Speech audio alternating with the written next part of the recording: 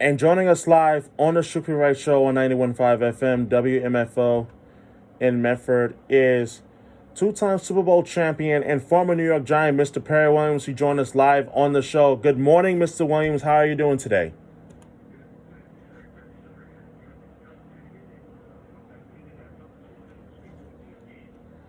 Absolutely. I'm glad you're able to join the show today. And I mean, the timing couldn't be more perfect because the major news that broke last night in New York, right around 5 o'clock, was the announcement of Eli Manning retiring from the New York Giants.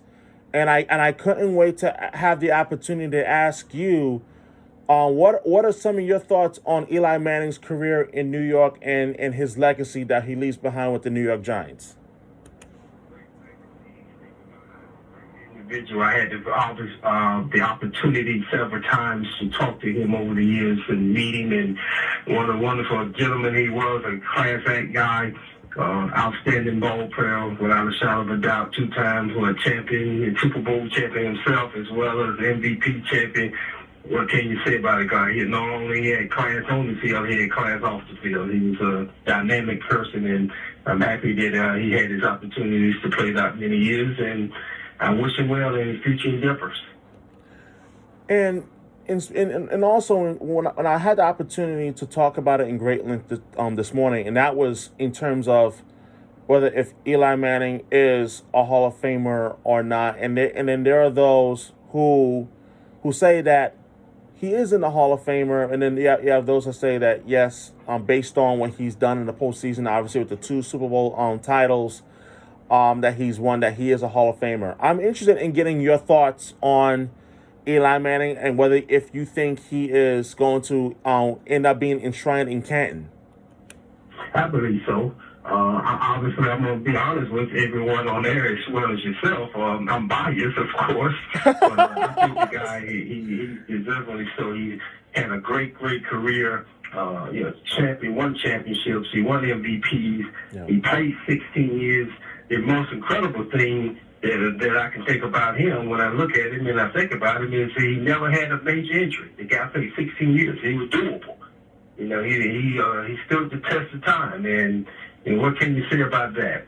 He was just, incredible as far as I'm concerned. He had the gifts. He had the tools. He went out there and he played as a team. A teammate, and that's what I always tell people all the time, that teamwork makes the dream work. You got to have the teamwork, and he had that attitude. He come from a pedigree family, as you already know there, Mr. Wright. His father, Archie, his brother, Peyton. Now, I had the privilege and honor, Mr. Wright, I played against his father, Archie. Wow. First 2 years with the Giants, Archie man his last 2 years in the league when he was playing. So I knew that he come from a special group, a special family. I obviously had the chance to meet his father over the years. But I was thinking, to answer your question, I think he's a Hall of Fame player. He's a quiet, unassuming young man, and that's what made him so unique in New York and this media here, because he was a darling, great guy, first-class act. Never heard nothing bad about the guy. He just went about his business every day, and I can appreciate that about any young man or young lady is trying to do something positive, and obviously he did some great things and positive things in New York. We're talking with 2-time Super Bowl champion and former New York Giant, Mr. Perry Williams, who joins us live on the Shukri Wrights Show on 91.5 FM, WMFO in Medford. Now, I got to ask you, once a Giant, always a Giant. And I'm sure you've heard the news about Joe Judge being named the new head coach of the New York Giants, taking over for the now departed Pat Shermer, who was let go at the season's end. I want to get your take on what's your thoughts on the hiring of Joe Judge, and as well as, do you think that he is the right fit for where the Giants need to go, especially now with Daniel Jones officially taking over the reins now at the starting quarterback position? Well, it's a new beginning, a new era, a new time. I don't know a whole lot about this coach, Coach Judge, but from what I gather, from what I understand, he's a disciple from Bill Belichick. So obviously he's done some great things up there in New England when he was there. I just believe that from what I understand and what I've heard, some of his interviews, He has the right verbiage. He has the right mentality. I think he has the ability, I believe, and he'll do a great job for the organization and get those guys turned around and back into the winning ways. So, as I said again, I don't really know him personally. I never really met him, but I don't know a whole lot about it. And when I gather, being with Bill Belichick for a number of years, he has that mentality, of winning mentality. So that's what we need back in New York. So if we can get back on the right track with a guy like himself, I'm sure that they'll do very well. And get this Jones, the quarterback, there. He's going to be a great one also. Of course, I'm going to be biased again because he's a Duke University guy, and I went to NC State, so that's ACC, man. It comes conference football. So I think those guys, they'll do well. It's just a matter of getting in the right proper place and doing the right thing. The most important thing is having your mind right. Your mind will matter. And once they get their heads right and go in there and play the game and work hard, they'll have a lot of success. It's been quite a few days in the world in the NFL this week, and there was a topic of discussion that I really became, I would say, a bit passionate about. Now, there was quite a stir this week when Richard Sherman, well-known and all-pro cornerback for the San Francisco 49ers, got into what is called as a Twitter beef with Darrelle Revis, the former New York Jet who went on to win his only Super Bowl title with the New England Patriots in 2014. And Darrelle Revis, he basically said, quote, I'm going to read you the tweet. He said, quote, "Fear of getting beat in man-to-man coverage. Every snap, every play. The fact that he doesn't travel as a cornerback is lame. Accept the challenge as the best and shut down Adams the entire game. Do it for the game of football. Stop hiding a cover 3 zone." Sherman replied, quote, "I would go in on this has been, but I have a Super Bowl to prepare for. Enjoy the view from the couch. Your 9th year looked a lot different than this." End quote. So my question to you is, between Revis and Sherman, as a former cornerback yourself, who is or I should say was the better corner between the two players? Well, my own opinion, Darrelle Revis. He was a shutdown. He was, for his time, and his decade, in that particular time frame that he played, outstanding player. I don't take nothing away from Sherman. He's done an outstanding job. Obviously, he played for Seattle at the beginning of his career. Played for my coach, who I had in college, Pete Carroll. So I know he was learning a lot from Pete, and when he was playing. But if I had to make a choice, it's not Revis would be hands down. He was a shutdown type of corner. He was a great player. When I look at when you talking about shutdown a corner, I'm not talking about just covering the guys one-on-one receiver. I mean, a guy can force the run, can tackle, open field tackles, and Revis was outstanding with that, I thought. So I would have to choose. I'll take my chances with Revis. So. We're talking with former New York Giant and 2-time Super Bowl champion, Mr. Perry Williams, live on the Shukri Wrights Show on 91.5 FM, WMFO in Medford.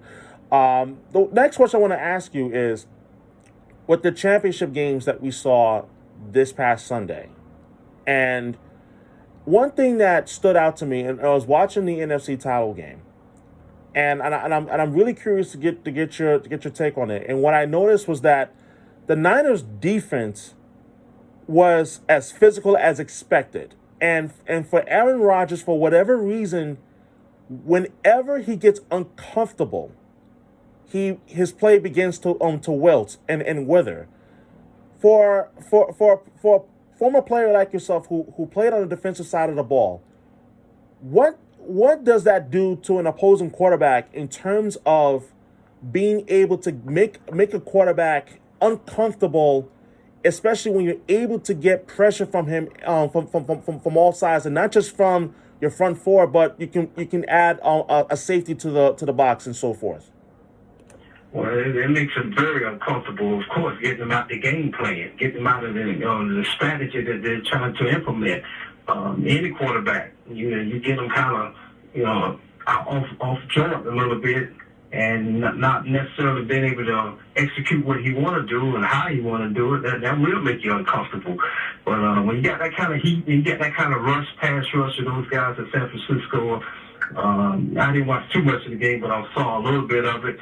These guys can play. The Bosa kid and the rest of those other guys across the front line, they understand they're all first rounders. They're outstanding athletes. And then you got the middle linebackers and the back end guys there with the DBs. The nature of the game is, when you get playing against someone like that, you put that heat on him, put the rush on him, and consistently game tackling, going to the ball. I call it every man to the ball. So if everybody's hustling every single play, it will make you frustrated and make you uncomfortable. It will not only make you uncomfortable, it will make you frustrated, I would imagine. So you can't be able to do the things that you would like to do for us in execution and get your game plan in place. So Aaron Rodgers obviously is a great ball player. He's had his days of playing himself, but when you're going against, as you know, in football, that's a young man's sport. It's not an old man's sport. So it's all the young guys like that, and they're running to the ball. They're hustling. They're getting there. They're making game tackling and making things happen. Kind of make it uncomfortable for anybody. I don't care if it's a rookie or if it's a seasoned veteran. When somebody's constantly getting after you, you will be uncomfortable a little bit and get a little bit erratic at certain times if you're not careful. And now looking back on the AFC on title game, and as pertains to Patrick Mahomes, because let's face it, after the game, like all the superlatives in regarding to Mahomes flew around, and deservedly so. And one thing that I want to get your take on, like Patrick Mahomes, we're really seeing just how special of a quarterback this young man is, and as for someone who played against a pretty outstanding quarterback in his own right back in his heyday in Randall Cunningham, do you see any similarities between Mahomes and Randall Cunningham? And if so, what is it about Mahomes that makes him so special in your opinion? From what I've gathered, from what I've seen, and as I said again, Brother Wright, I hadn't watched him a whole lot, but I really don't watch a lot of football like I once did, obviously when I was playing. But from what I can see, when I do watch certain games or I watch highlights of this young man, the guy is gifted. It's a gift from God. I mean, he's very gifted, agile, quick on his feet, and very studious and, just a tough competitor. When you go against a tough competitor, that makes a big difference. And this kid is really competitive, and he's a young man, as I say it again, so he's full of energy.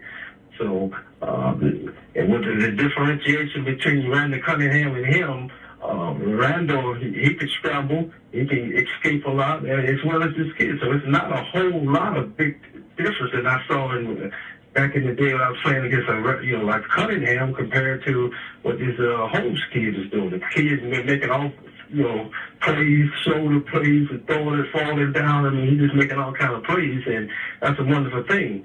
But I just think that what really make those guys unique is the competitiveness and the drive and the emotion that he plays with. I watched Mahomes a little bit. He plays with a lot of emotion, and he comes from a family himself. I think his father was a professional baseball player. Yes. That pedigree, so he got that drive in him, and that's kind of what I call steel wheel mentality. So those guys are outstanding. That kid will be a great kid in the coming years. And the other kid from the Ravens, that kid Jackson, he's an outstanding player too. So NFL, get ready because it's a whole lot of speed at quarterback out there now. So these guys really go put on some shows and make it very electric, in the coming years. And I'm looking forward to seeing some of that.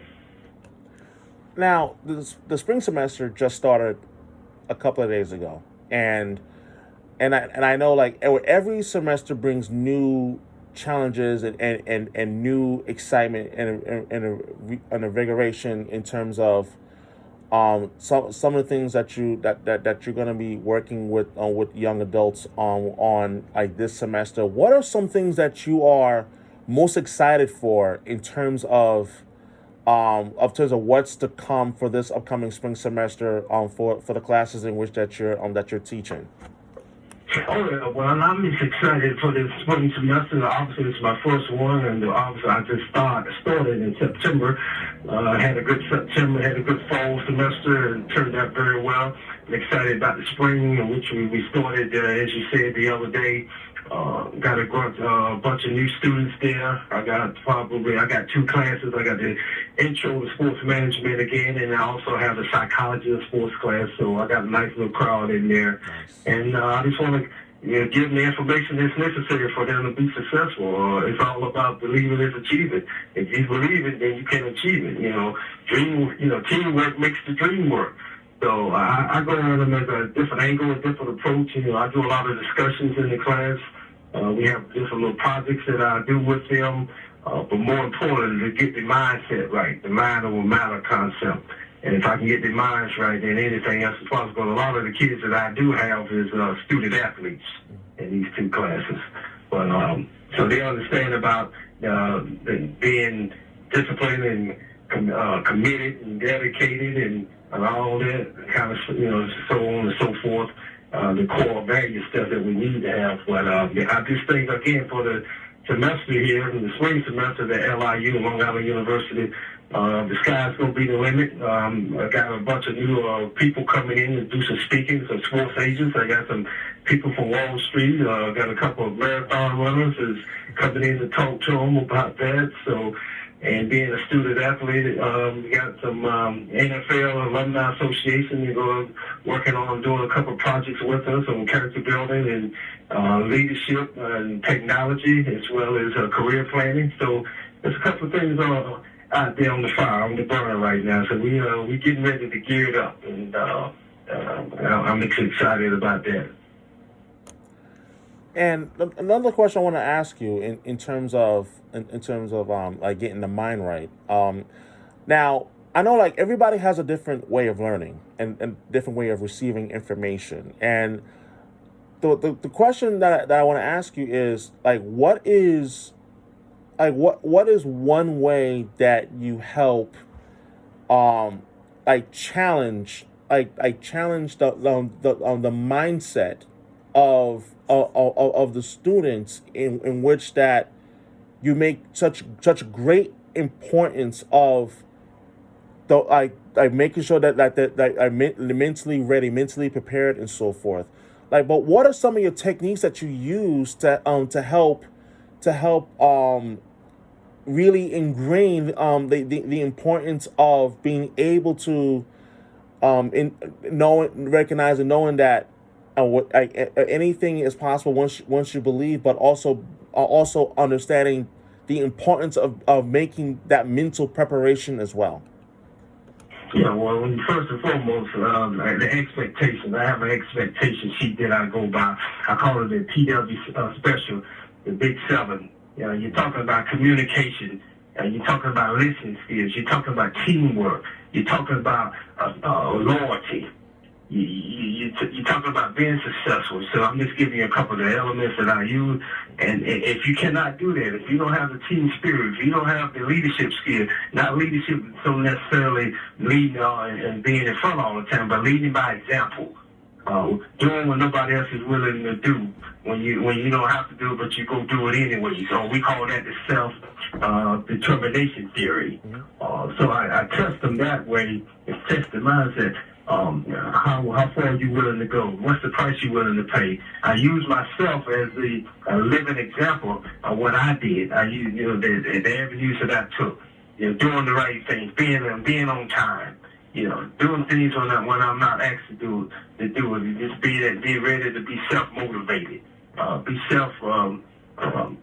influenced by your own self, by someone else trying to push you along to get you to go.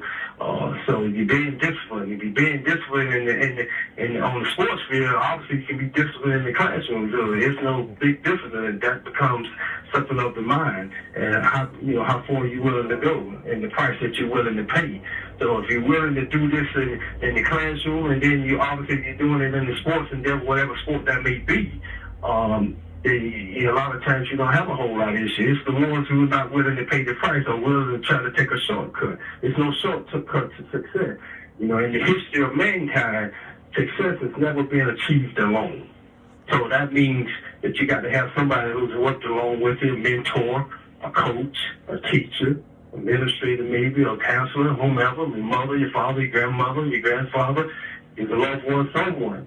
So you lead by example. So you lead by example, and if you surround yourself with the right people, I always say you're as good as the people you surround yourself with, and I believe that's a true statement, because if you govern yourself accordingly, because a lot of times a lot of people be watching when you're not thinking that they're watching, but they are watching. So I always tell young men and young women that all the time, govern yourself accordingly, because you never know who's watching and listening. It's easy to do the wrong thing. It's easy to stay on that white chalk line and put your nose to the ground and get in the nitty gritty, as we say in the sports world, when that's a different take. So I use my technique is, motivate them as they would be motivated in whatever sport they may be involved in. I'm sure they got the coaches every day, of course. When I go in the classroom, I give them a little twist on how I lecture in the class and try to get them motivated, get them influenced, and get them start believing in it, and get them believe that, this can be impossible. But I got to do it. I can't wait on nobody. They always say, don't be the tail, be the head. Lead by example. We're talking with former New York Giant and two-time Super Bowl champion Mr. Perry Williams, also professor at Long Island University, on the Shukri Wrights Show on 91.5 FM, WMFO in Medford. I got a couple more questions left before I let you go. The first one I want to ask you is: we live in a time in which that it's all about instant gratification, and as you mentioned in your last response, doing things the fast way and and so forth.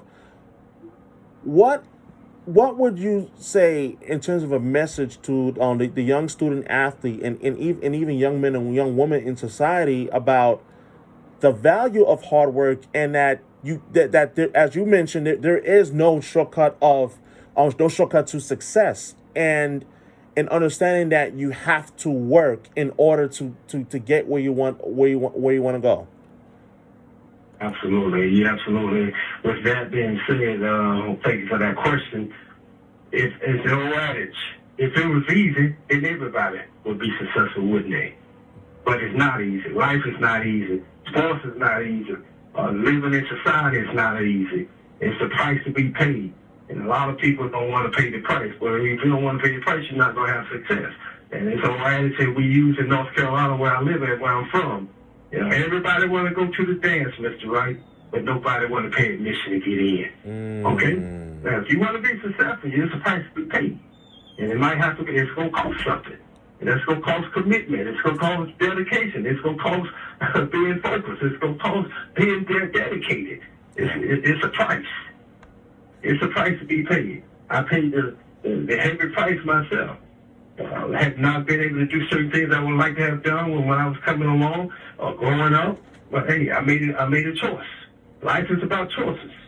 It's either you do or you don't. It ain't no happy medium. It's no in between, in my opinion.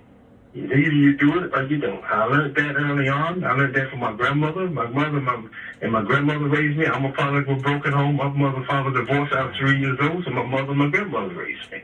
And so with that being said, my grandmother always said, if it was easy, everybody be doing so. So it's a price to be paid. What's the price you're willing to pay to become successful? How far are you willing to go? You're talking about sacrifices. I sacrifice. I can give you a quick example. When I graduated from high school in 1979 from my high school in Hamlet, North Carolina, my little county called Richmond County, instead of me going to the graduation, which I did go to the graduation ceremonies, and I got my little hat and gown, cap and gown, and I went and I marched, and I got my diploma. I gave it to my mother and my grandmother that night, and I had a zip bag, not a zip bag, or a travel bag, and a gym bag, and I had my track and field outfits stuff in it. I went to Raleigh, North Carolina that night. Instead of going celebrating with my friends after I graduated from high school, I went and ran in a track meet the next day in Raleigh. Wow. At NC State campus. Now, you're talking about a commitment. Now, how far are you willing to go? And what young man or young woman graduating from high school, take his cap and gown off, give it to his family members, and then he could have a duffel bag and jump in a car and drive 80 miles to go run in the track meet the next day. that being said, that's how you talk to a lot of my young people, and I use myself as an example. I'm a living example of the commitment, the dedication. Ran in chat. I didn't have to do that. I could have stayed home. I could have went out with my friends, went out, had a good time party, but I had already had my mind on I kept my eye on the prize. I kept a vision. And I tell young people all the time, I read I think it was a proverb from the Japanese proverb where it said that a vision without action is just a daydream, and action without a vision can be a nightmare. So where do you want to go? I tell my young people that, or any young person, or any audience that I talk to, how far are you willing to go? What's the price you're willing to pay? Answer that for yourself, because I can't do it for you. I can enlighten you on it. I can give you examples. I can tell you about it. But the bottom line is either you do it or you don't do it. I'm willing to make that sacrifice. And that sacrifice paid off for me. Obviously, I got my scholarship. I went to NC State for 4 years later. 4 years later, I was playing for the New York Football Giants. I played 11 years and on 2 championship teams. That's the price I paid to get there. And hearing that, it actually got me fired up because of the simple fact that being the son of 2 educators, in which that they taught me the value of hard work very early on in my life, and even throughout my life, even through now, that there's no shortcuts. It's not going to be all smooth sailing, and adversity has an interesting way of revealing more about our deeper selves. And last question I'll ask you before I wrap up the show, what is the biggest piece of wisdom that you would impart on a young adult, on student athlete, or even any young adult in life, in terms of how to use adversity to better themselves as individuals? Use adversity and better themselves. Keep the faith. Keep the faith. Keep the faith. Keep believing. Don't ever give up. Well, as my great friend Jim Barbaro at NC State, the legendary basketball coach once said, never give up. It doesn't matter how bad it's getting, because the sun will shine another day. It's going to eventually shine. It might be gloomy some days. It's going to be some days, some weeks, some months, maybe some years. But eventually the sun will shine. And you got to stay the course. You got to stay focused. You can't give up. More importantly, you can't give up. And that's what I try to impart to these young people out here, that you cannot give up, because it's easy to give up. Take somebody special to hang in there when the times is getting rough, and you see and things seem like it's not going the way you want it to go. Because as I said again early on, if it was easy, then everybody would be out there being successful. But that's the ones who you try to separate themselves to become not what I call good or outstanding. I'm looking for young men and women to become great. I look for greatness. I don't look for good and outstanding or average. I look for greatness. Shoot for greatness. If you shoot for greatness, then anything is possible. And whatever the chips fall or how they fall at the end, so be it. As long as you can look yourself in the mirror and say, I gave it my best. And in the sports world, especially the football world, every time I step on the field, I gave it my best. And I can look myself in the mirror after each and every game. I tried to do the best that I could to contribute to the team, for my teammates, for my brothers in arms. So that's how I look at it. And that's how I feel about it. Everybody that I ever played with in all those years that I played professionally, collegiately, or in high school, or in middle school, or little league, it was my brothers in arms. And we die together, we win together, we lose together. The bottom line is we're going to try to be successful. And if we can work together cohesively, then anything is possible.